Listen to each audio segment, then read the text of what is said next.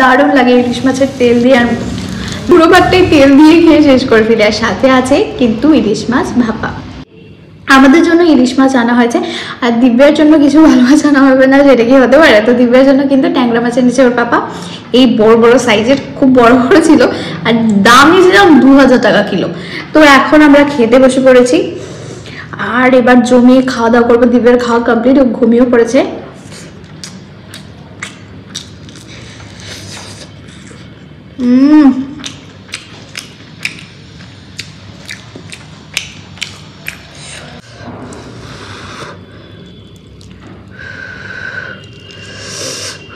অনেক বেশি গরম,